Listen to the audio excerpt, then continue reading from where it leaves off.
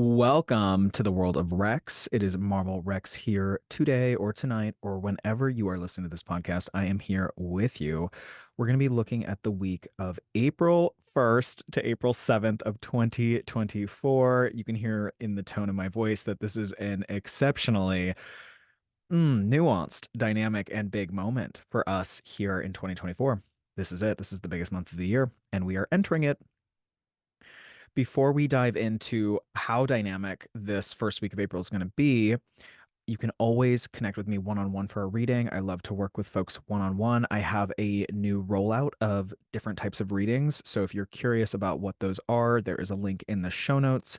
You can also learn more through our newsletter, which we love. There is a newsletter that you can subscribe to. I'm also on TikTok. I'm on YouTube right now, recording. I'm on Instagram. You can find me. All of the links are in the show notes. All right.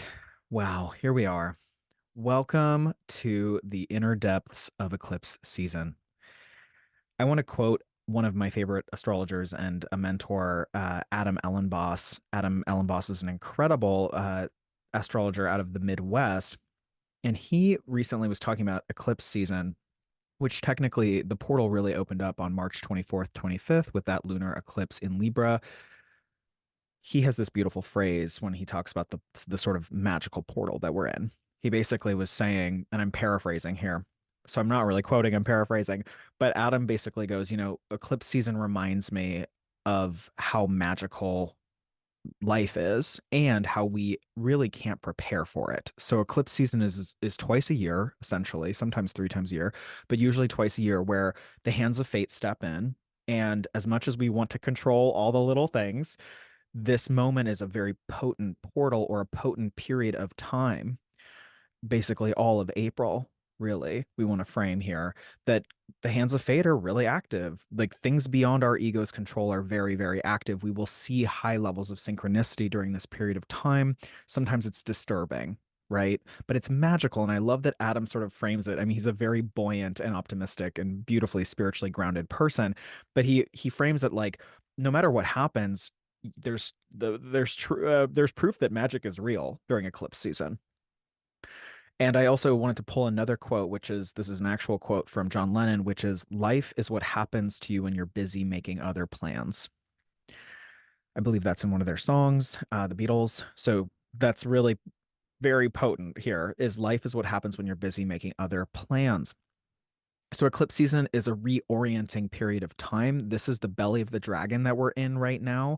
So we had to release something last week or even earlier, could have been a couple weeks ago in mid-March where we were letting go. It could definitely have been relational with that Libra, the scales, right? You and another person balancing your life out with your relationships. There was some kind of releasing. A full moon is always a releasing or a culmination moment. And we're leading in to a really powerful eclipse the following week, but we're not there yet. This is this really potent period. It's very liminal. It's like, ooh, okay, so something really big happened. Some of us may be aware of what track we're on, but I also want to frame for people if you're like, I don't know what's happening right now, you are perfectly aligned with the energies because this moment in between eclipses is like magic. The hands of fate are moving. We are just responding to events. That's what's happening on the ground for us. So, it's April Fools, and I'm like, this is not your regular April Fools, let me tell you that. It's truly not going to be like this for another 18 and a half years when the North Node moves back into Aries, almost 2 decades later. So this is a really potent and unique time frame, and I don't think we're ever really in our lifetimes, I would bet on it, that we're not in our lifetimes going to get another April Fools with the North Node conjunct Chiron. So in Aries, I don't think that's going to happen again because Chiron has a crazy orbit. It's not going to happen in our lifetimes. So just know that there's a particularly potent and intense and unique signature happening. This can be helpful to know that so that it's like instead of the ego's reactive response, which can often be like, I'm a victim. Why is this happening? This is really challenging. or like I don't know how to handle this, remember that this is a time frame and it's really playing out in 2024 as a year. So I want to just like put that out there. This is not the end of the world, but it is a very intense moment and we're going to be working on whatever comes down the pike in, as far back as March and April and even a little bit of May. We're going to be working on that for the rest of the year. So we should pay attention what is going on here. All right.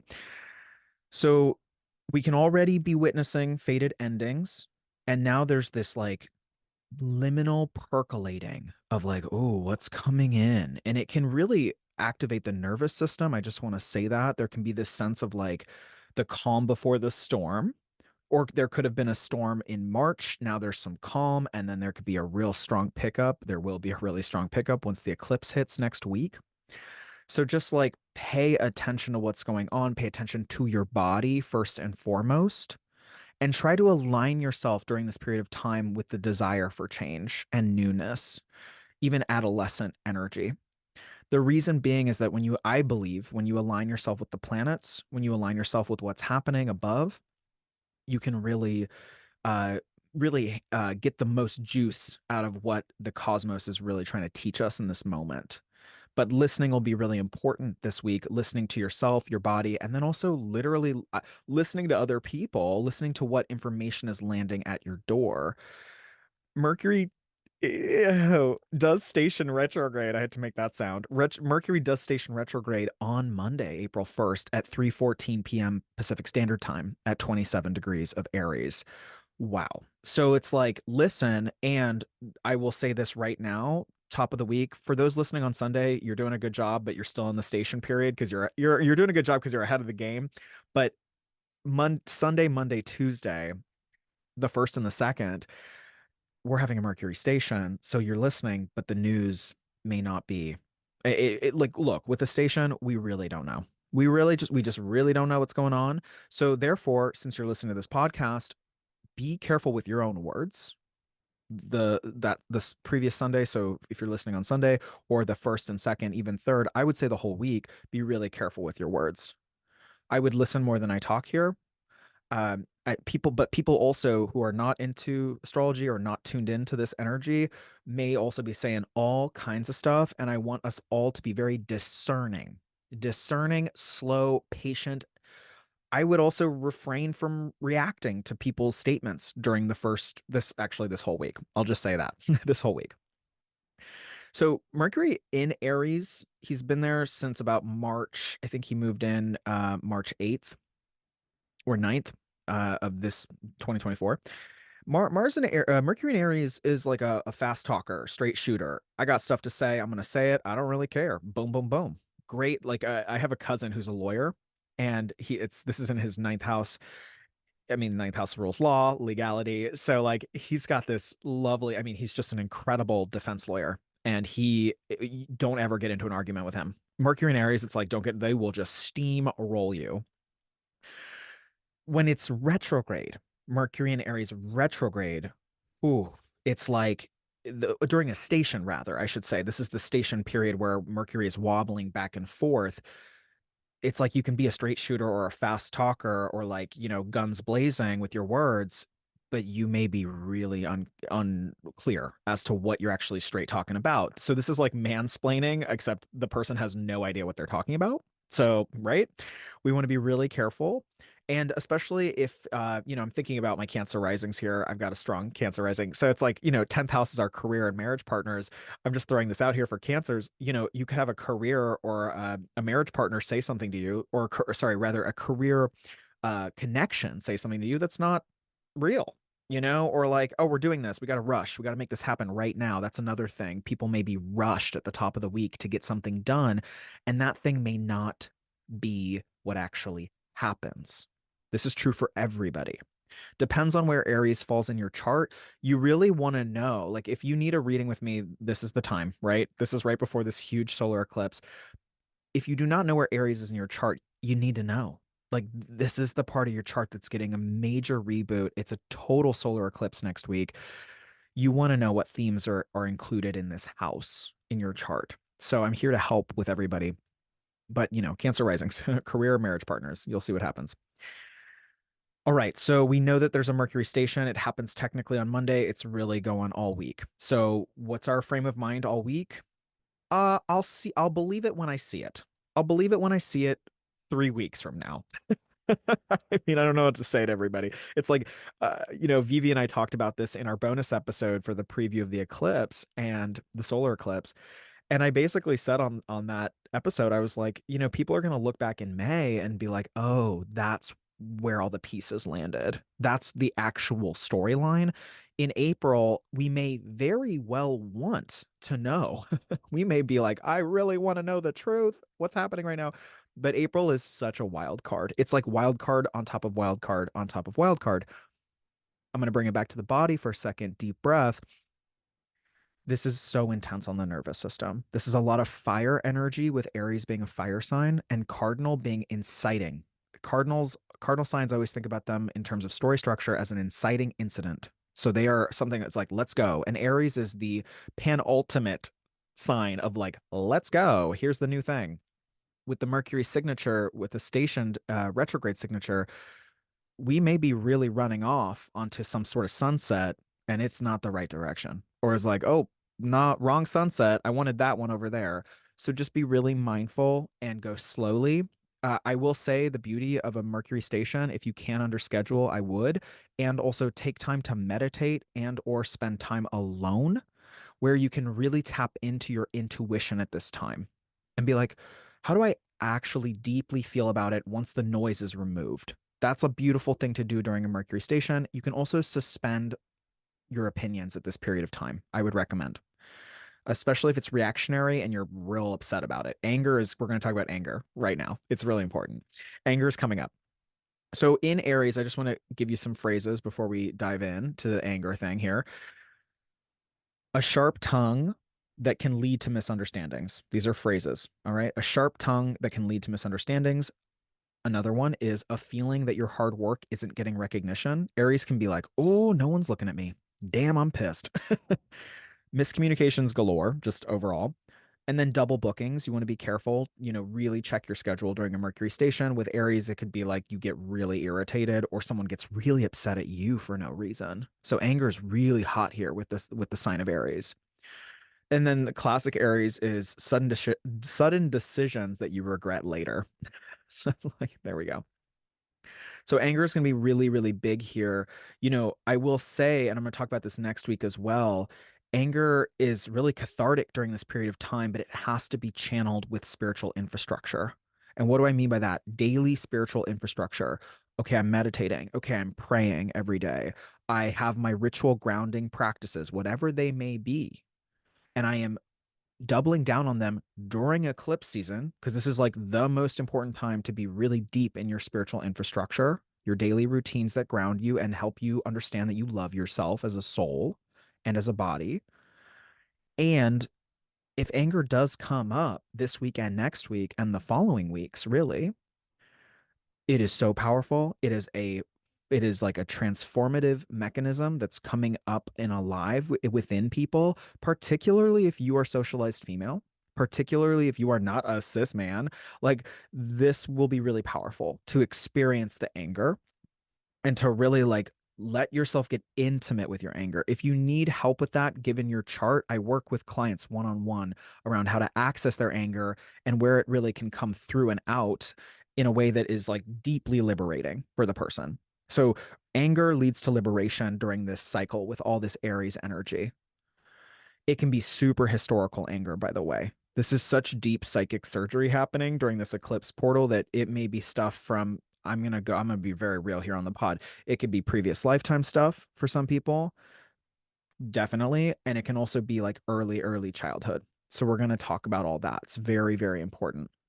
I'm going to go in a little deeper once we talk a little bit about an archetype of Mercury and Aries. So I want to talk about one person. I've got always my celebrity Rolodex here. I want to talk about one person who has this aspect in his chart. And this is so funny. I just watched the SAG Awards. So he's an actor. We're going to drum roll here. I just watched the SAG Awards but even before, I didn't know he was going to get an award, but even before I was thinking about him and I was thinking about this energy. And it's just like it's so intuitive. I have Mercury in Pisces. Like I'm psychic, but I don't know when I'm going to be psychic. It's like who knows. Um, I have my moments. So I had a moment, and I thought of Robert Downey Jr. And I was like Robert Downey Jr. And I'm like I don't have his chart memorized, but I just went and looked him up, and lo and behold, he has Mercury retrograde in Aries in his chart. And I was like, aha, brilliant, brilliant. And I watched him give this talk at the SAG Awards, and he was just so straight shooter. Like you should go and watch. It's on Netflix. Like watch.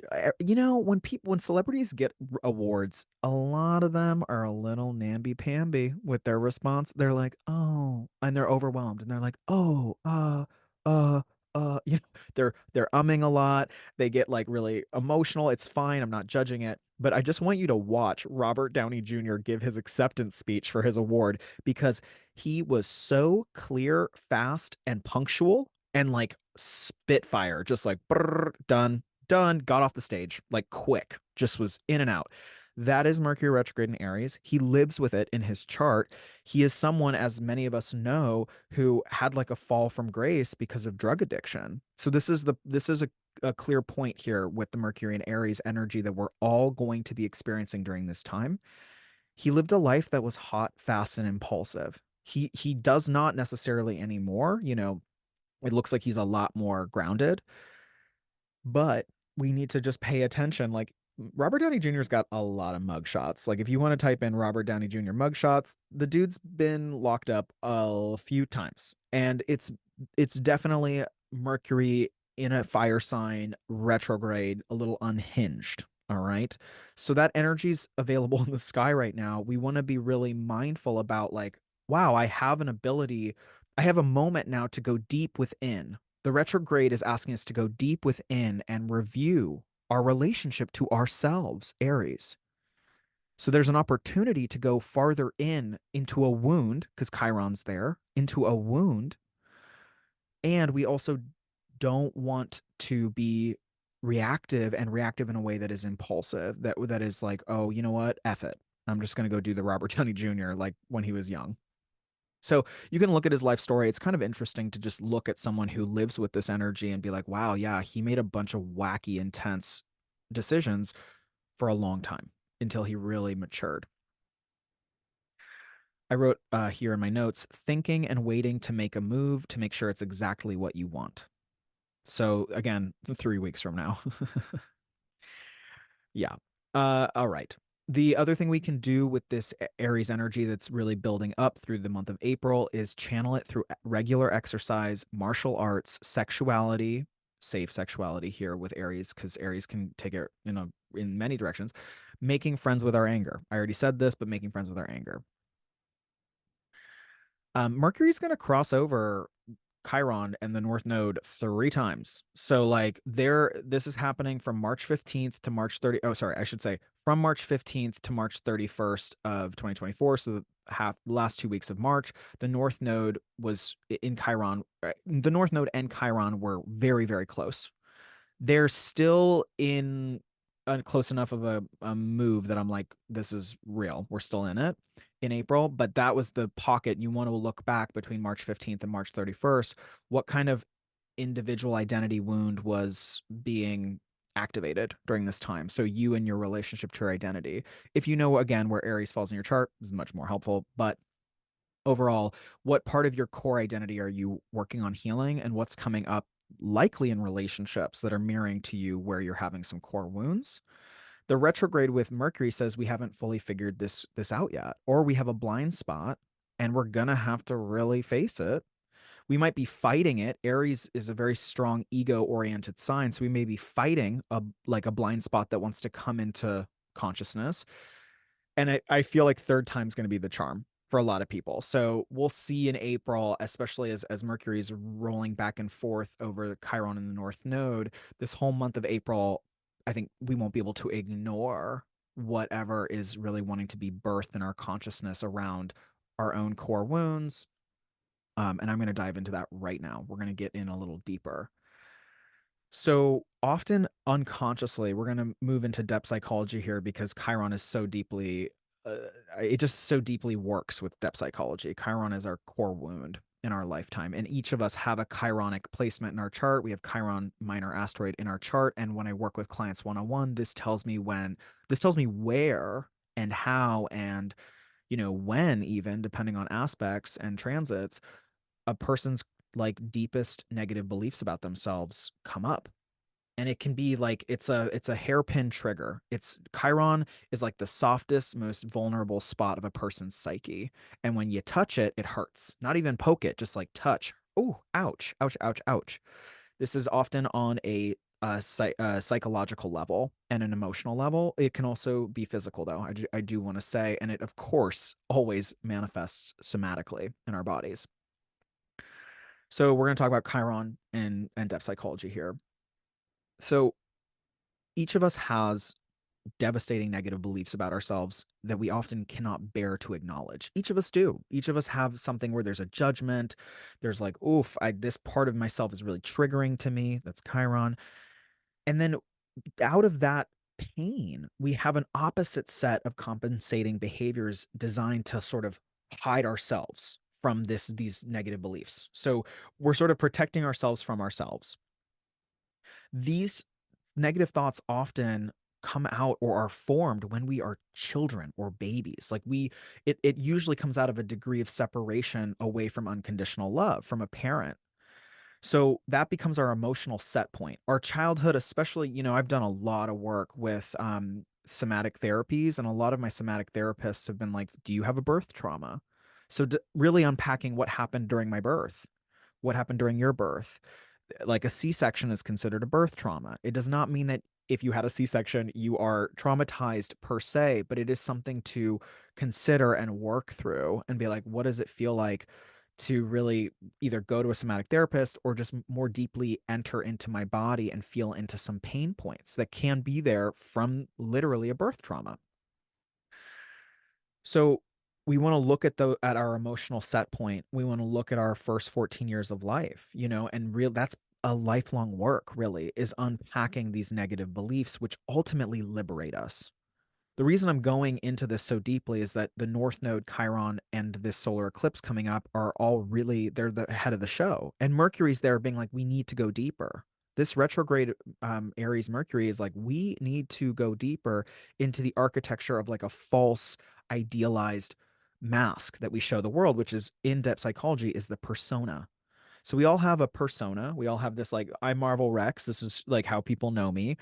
And I can't really actually control how people perceive me, but the persona I can try to like work to finagle and be like, oh, only this side of me, only this aspect. We can get really overly identified with the persona, particularly if people are like giving us applause, like, yes, yes, yes, yes. But underneath the persona, which again is often protecting us from our own negative beliefs about ourselves. So it's loyal to the negative beliefs and protecting us from them at the same time. What a trip. Underneath that, we have an actual core personality. And it is deeper than that. It often has to do with our shadow. The shadow is there, and the shadow is this unintegrated part of yourself. You may think of the classic Dr. Jekyll and Mr. Hyde. Dr. Jekyll was this very socially acceptable man who was very normal, normcore, and his shadow, Dr. or rather Hyde was this. He took this potion, he would drink this thing, and he would become Hyde at night, and he would be like barbaric, like just over the top, very libidinal force.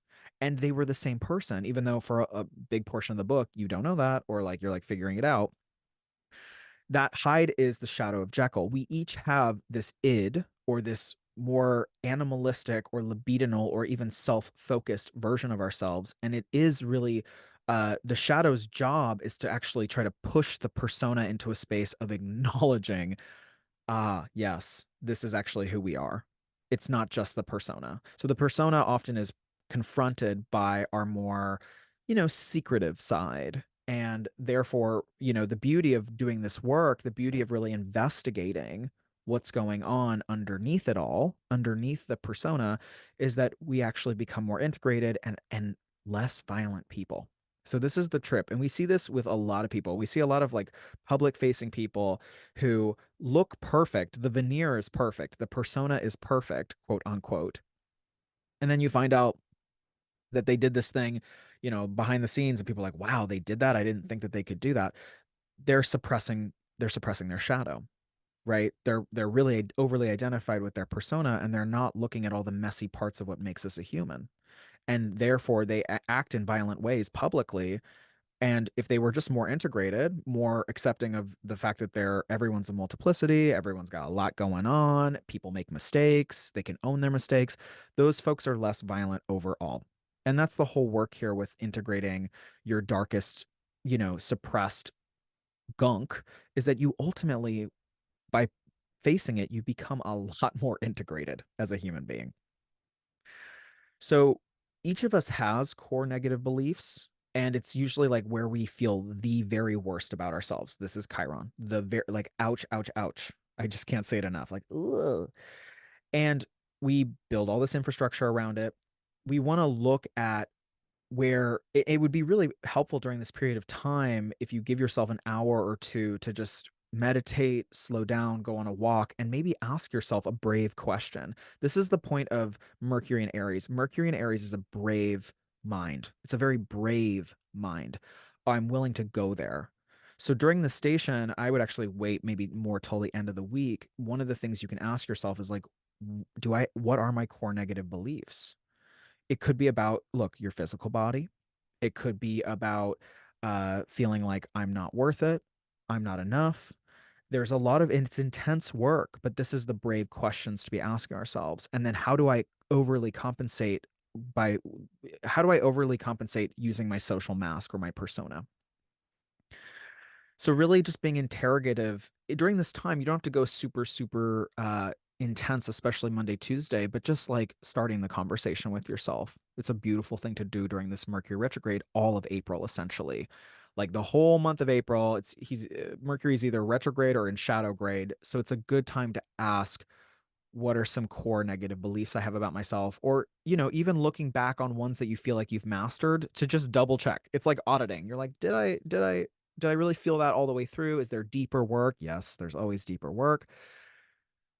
A lot of it's going to be revolving around feeling like the individual identity, something is inherently wrong with the individual identification. So for some people, it could be just like, oh, I am, for me as a trans person, it's like, oh, I'm trans. Like that's a whole core identity belief that could be really wounded, and is still feels very wounded given the politics of 2024 happening in the US and in the world around trans folks, right? For some people, it doesn't have to necessarily do with political identities as much as just like, oh, one of my parents growing up just was like, you're not good at this. And so you identified, oh, I'm not good at this thing that a parent told me I wasn't good at by the age of 6. And now I'm really bad at cooking. So I never cook, right? Like looking at those self-negating beliefs, self-negating phrases even will be so helpful during this time. And even writing them down actually removes them from it. It helps. It removes them from the interiority. You can see them externally, and you're like, oh, that has less power over me because now I'm conscious of it. This is the work right now. The North Node is pulling the consciousness of Chiron up to the surface of our bodies and the surface of our minds right now, with Mercury being co-present there. Mercury ruling the mind. Okay. So let's start with Monday here. We're going to kind of flip over to Monday, back to the weekly weather. So we have a waning moon in Capricorn on Monday. It's kind of nice because Pluto's not in Capricorn. So I'm just like, I'm loving these Capricorn moons. I'm like, give it to me, baby. I will take it. There is no Pluto present. So some questions for Monday on top of the station. Whew, be careful. Maybe don't be questioning too much or thinking too much on Monday. Take it slow. What is your relationship to the old paradigm, old job, old relationship, old triggers? And what are you releasing around this storyline? The old you versus the emerging you. And that's a really actually beautiful phrase here. I'm going to talk about it next week as well. There's a lot of old stuff that's dying right now, and slash old shadow stuff that's being integrated. so that we can emerge as a new version of ourselves where we're a lot more empowered because we asked the brave questions. We asked the courageous questions, and we really went there. So that Capricorn moon, which loves goals, loves to like check off some goals.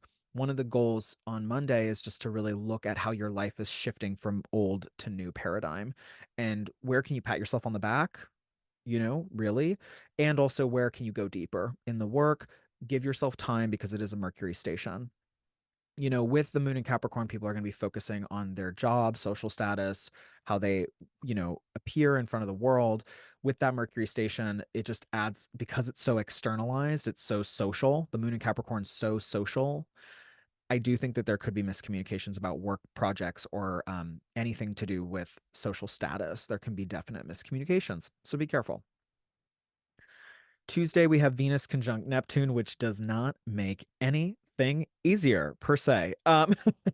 Any planet conjoining Neptune is going through a dissolution, is going through a dissolving. Uh, Mind you, Venus ruled that most recent eclipse, March 24th, 25th. So in Libra, think back to the eclipse. What's going on? So a couple, I guess yeah, March 24th, 25th. Venus rules relationships, conjoining Neptune. Relationships could be dissolving or undergoing spiritual initiation at this time. Aspects of relationships can dissolve. In Pisces, it's often fantasies of what a relationship was starts to dissolve. You're like, oh, that's not exactly the vision that we had, or it was the vision and it didn't really come true. Um, or alternatively, we can be confused about love at this time or confused about relationship status or financial stuff. So, go slow. I would really, this is just another aspect where I'm like, do not form opinions about relationship matters at this time. Things are in flux. It's not a great time, in my opinion, to spend a bunch of money. It is a great time, however, to engage in art projects and spiritual pursuits because it's Pisces. Pisces rules, cinema, likes to get lost in art, likes to go to an ashram or a temple or a church. So those are good things to do. Diving into your spiritual infrastructure is great because Venus is a very social planet, she's very sensitive to other people and relationships. There's going to be a more open energy in terms of us feeling other people's stuff. So you have to beware of energy vampires or deceptions in love and money. I would really not overgive or overspend at this time. Be slow, be contained within your spiritual practice. Know your limits with other people during this whole week. During this whole month. Know your limits. Oh my gosh, know your limits. I would also say here, thinking about Venus and Neptune conjunct, the phrase that comes up in my mind is like, if it's not a hell yes right now, it is most certainly a no. It's just like dive into the very exalted and clear no. Thank you very much. Thank you very much. You may want to spend some time. This is similar to the journaling around the core wound. Like, what is your dream for love, art, and beauty and sustainability in your life? So that's a question with Venus and Neptune coming together. But again, because Mercury is stationing right around this time, it's more about like possibilities. Like, what are the possibilities? It's not putting anything in stone at this. Definitely, nothing is in stone right now. Scoot forward to Thursday, we have the Sun and North Node coming together near Chiron. We cannot ignore our wounds now. All right. So there can be a rethinking around our identity, core aspects of how we identify, everything I just said, essentially. It can be scary to reinvent ourselves, but if that's happening for you, it is perfectly aligned. Like you are right on time, my friend. It could also just be like a core part of you. It doesn't necessarily have to be, or rather, a detailed part of the core. So it may not be, oh, I'm going through a whole identity shift. It could be for some people and like great. And for some folks, it may be like, oh, that particular thing, I have to really work and finagle that, but I have all month to do it. So remember that all of April, even like a little bit of May to really figure out what that piece is and how it can be reworked and you can re-identify with yourself in a new way. Weekend, so Saturday, Sunday, maybe a little bit of Friday. Venus enters Aries on Friday. Yep, Friday. So Venus enters Aries and she is going to fight for love. She is going to fight for her independence. She is going to fight for her money, but things are hella confusing. So maybe just I wrote, just put the battle armor on, but don't mobilize on your feelings. So it's like you can get armored up.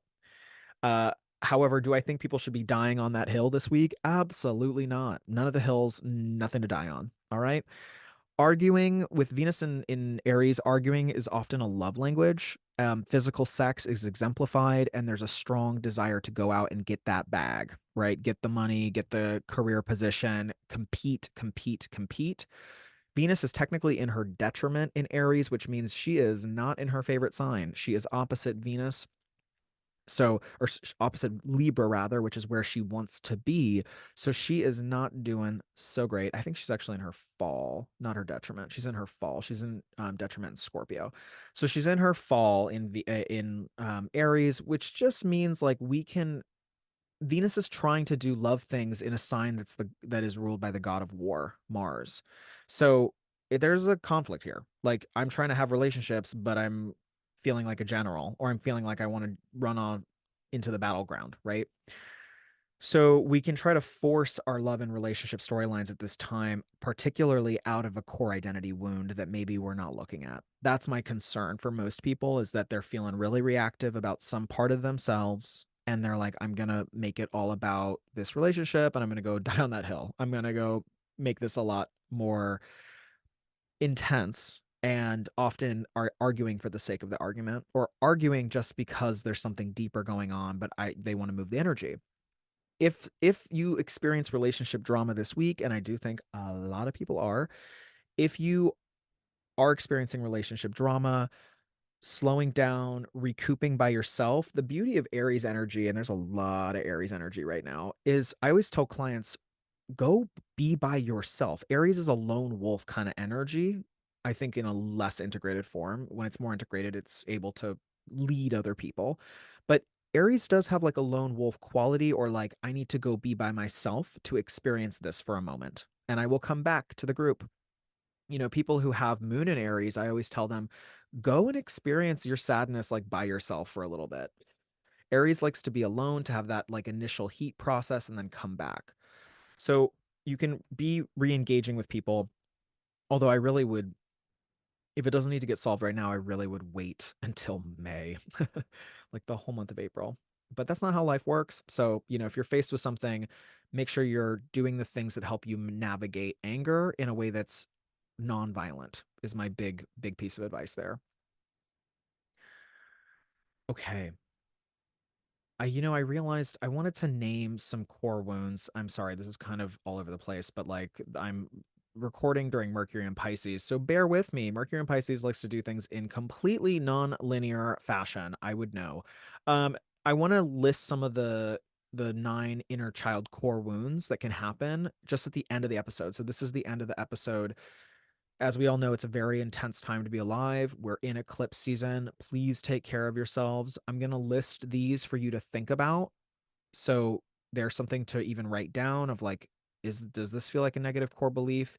You don't need to overly identify. These are things to just play with and just be like, what does this feel like somatically? Do I have emotions that come up when I hear Marvel say these? Like, just be a detective in your own life. The whole point of this moment and why I'm bringing it up is that the North Node is acting like a giant magnet on Chiron in Aries, and Aries is the self and the individual, and Chiron is a wound. So it's really important during this period of time to be looking at these things for ultimately liberation of the self and to be a better citizen of the world, to be more loving to people. When we really do this inner work, when we really integrate the shadow into our persona more and become more authentic being a really intense Aries word here, really uh, potent Aries word is authentic. We are much more loving to other people. We have a lot larger capacity for other people's process. We are less judgmental of other people's process if we are really integrating ourselves and taking radical and brave accountability for where we're at and not beating ourselves up for having a core wound. Because guess what? Everyone's got one or many. There's like a lot going on. Okay. And it's so beautiful and it's a miracle. All right. So we're going to go through the nine inner child core wounds. The first one is I am imperfect. The negative core belief is there's just something wrong with me. This is often if you have Chiron in the first house, by the way. I have Chiron in the first house, and I definitely, my partners know this more than anything. Um, I have felt that there was just something inherently wrong with me growing up. You know, obviously there's a trans component here, but I definitely was like, oh, I'm a monster. Like I'm a monster. There's something wrong with me. So that can happen with Chiron in the first. Uh, the compensating personality or the compensating persona that comes out of this is that is perfectionism. I must be perfect. I must prove that there's nothing wrong with me. If I do it perfectly enough, I will be healed, which doesn't actually work. And it often comes out as like inwardly clingy and overly controlling and wanting to be perfect to the external world, which is impossible. So that's the first one. The second one is I am worthless. So this is Chiron in the second. I have no value. You know, that's the negative core belief is like, I'm not valuable enough. I must prove that I'm not worthless. I must prove that I have worth and value. So these people often become people pleasers. They caretake and overgive. Because, like, if I overgive to people, if I give enough to people, I will be healed. People will want to hang out with me if I'm just giving as much as I can. By the way, I should say that this is associated with Chiron and Taurus. So if you have Chiron and Taurus, which I think most people born between 80, I think it was 81 and 84, maybe 84, uh, maybe even earlier, actually. I think by the late 70s, people had Chiron and Taurus. It's a longer transit, but just know that if you're Gen X or Xennials, that cusp between Gen X and millennials, y'all definitely have Chiron and Taurus. So you want to check your chart to make sure. But um, yeah, this is a definitely I have no value or like I'm not valuable enough, so I'm going to overgive. This is Chiron and Taurus. Third is I cannot do or I cannot do enough. Okay, so this is, I would say, Chiron more in the sixth house as well as Chiron in the third house. So Chiron in Gemini or Chiron in Virgo. The negative core belief is I can't do things well. I can't decide well. I can't act well. I'm not doing enough. I'm lazy. Like this can be the negative core belief. And therefore it's better to do nothing. It's like it's a little bit like the wound around procrastination. So, and then there can be a self-grandiosity of like, if I just do one thing, it's enough. And then there's a debilitating cycle of like, it really wasn't enough. So like it took them a long time to do the one thing. They're very grandiose about the one thing, and then it's actually never enough. So you can struggle with either under efficiency or over efficiency and vanity. If I accomplish enough, I will be healed. It can be either someone who's dealing with procrastination or someone who's overly efficient. Either way, there's a shadow there. Four is I am inadequate. I am inadequate. I am stupid. I don't know enough. This is also potentially Chiron and Gemini, I would say, as well as Chiron and Sagittarius. Uh, Compensating personality is I must prove that I am not inadequate. I must prove that I'm smart so that people actually value my brain. You can be overly analytical and overly reasonable with this. Core wound number five is I am non existent. So, core belief is I don't exist. I don't have anything. I am nothing. This can happen if you have a narcissistic parent. So, if one of your parents was narcissistic, you're basically, there wasn't enough room as a child for you to have a self. You had to really cling on or support their version of themselves. This is very common. A lot of people have guardians or parents that have narcissistic personality disorder, or if we don't want to use a disordered word, just people who are narcissistic or have narcissistic behavior, usually born out of trauma. So I'm very compassionate for everyone here. But it can really come from rejection. It can come from as much of this is a deep one where it can come from rejection from the birth as well, like literally the mother rejecting the child out. It can be a birth trauma associated here, but the wound is if I disappear enough, I will be healed. So if I make myself really small, this can lead to people pleasing for sure when you are raised by a narcissistic guardian and or are attracted to narcissistic people as an adult. Six is I am alone. So there can be a fear around, well, I'm alone. This is existential dread in a lot of ways. I am born alone and I die alone, and I fear it can be a fear around death, but it can also be a fear around isolation. So the way that this can volley is like, I must not be alone. I must connect with people at all times. So, like, overly engaged with people. There's a high and a relief from being around people. And then when you're alone, there can be this really deep fear or existential dread. The other side of it can be that you are constantly hermiting because you believe, like, oh, well, I'm just supposed to be alone. So you want to pay attention there to those two possibilities. Seventh is I am incomplete, similar to like I'm not enough, but there's something missing, which can be a feeling that people have where they're like something got taken away. And if I have enough extraordinary experiences or like live life to the fullest, I will be healed, which isn't necessarily untrue, but it can create a little bit of a shadow of like I have to complete all these extraordinary things so that I don't feel like I'm incomplete or not enough. It can also be like living a grandiose life because of that. Eight is I am powerless.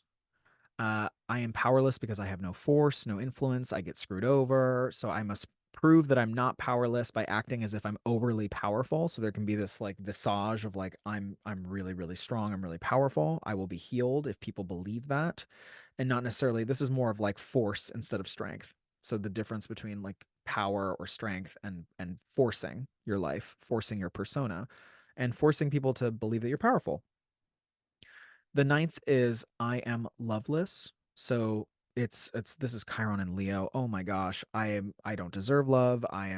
There is no love in my life. There's very little love in my life.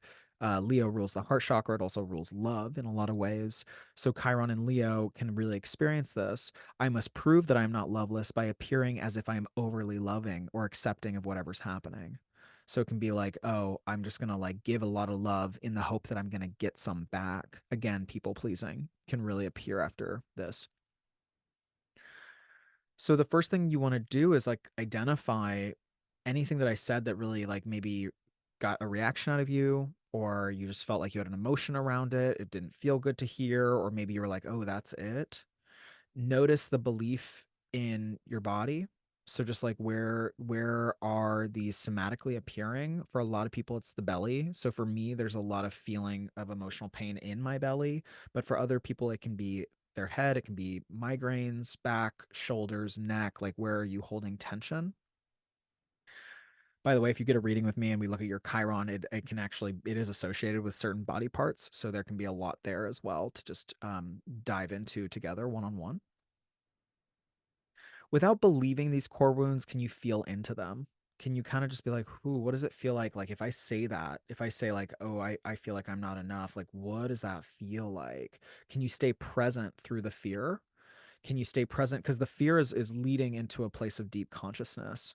And the consciousness is going to completely transform it. That's what shadow work is. The moment you're doing shadow work, you're actually taking something out of the darkness. You're taking something out of your peripheral vision and you're putting it in front of you. And it changes immediately because it's no longer the shadow, right? Light has been shed. Okay. So this is part of the work is to be present with your fear. This is totally Aries. This is the Aries energy here. Four is just experience it underneath your fear, feel the vulnerability of a core wound without any labels. Crying is really great here, and movement is also really good. I think for people who are open to it, just like seeing what intuitive movement comes out of your body when you're looking into these core wounds, then invite in unconditional love. Like once you like feel like, okay, whoa, I'm really feeling that, you can then really seal the moment by imagining what it feels like to have like either yourself as your parent figure, like you can reparent yourself. So like you can show up for yourself and be like give yourself a hug, literally physically, but also just energetically, be like, I'm safe, I'm good, this is actually okay, I'm working through this. And or you can just imagine like a white light coming in and sort of like moving the energy out. You're that's the biggest part, is to kind of show up as a person that's reparenting yourself and giving yourself unconditional love that a lot of us just didn't receive as children, or like the people who raised us had their own stuff going on. You can always work with me one on one to go deeper into this process. All right, so this is it's a lifelong work. This is my favorite kind of work. I love depth psychology and I love astrology when they come together and work together. And I really do know from personal experience that it completely changes your life to look at the harder stuff, to look at the stuff that requires a certain degree of like a warrior energy. We have so much warrior energy in the sky with Aries right now. So, like, y'all, get on it. This is it. And go slow in terms of like, don't push yourself. To be like, oh, I have to get this all figured out right now. Because no, this is a big moment and yet, this work is so, so important to at least begin. And Aries rules beginnings, so that's completely aligned with the energy. All of the work you're doing with yourself on your core wounds will help heal the world. Help heal the world. I will also say that the 9 core wounds I took from, I didn't realize that this is the top, but I took them from Stephen Walensky, and he's very Aquarian, by the way, with Pluto and Aquarius. He coined something called quantum psychology, where he integrates Western psychology, non duality methods, quantum physics, neuroscience, and Buddhism. So you can go on a deep dive in his work. It's truly very much the age of Aquarius. um, Stephen Walensky. He's got a few books out. So that's where I took those 9 core wounds from. Yeah. Thank you for listening to the World of Rex. This is a big moment. I love each and every one of you. You can always work with me one on one or just reach out. The link is in the show notes to connect. I'm here for each and every one of you. This is like a big moment. So good luck. We can go much deeper in terms of your own chironic path. So consider that. Anyway, regardless, take care, slow down. There is miraculousness that's coming in this week and definitely next week. We're going to get a big boost into how the hands of fate are changing our trajectory. Until then, take very, very, very, very, very, very, very good care of yourselves. And I will talk to you next week on the World of Rex.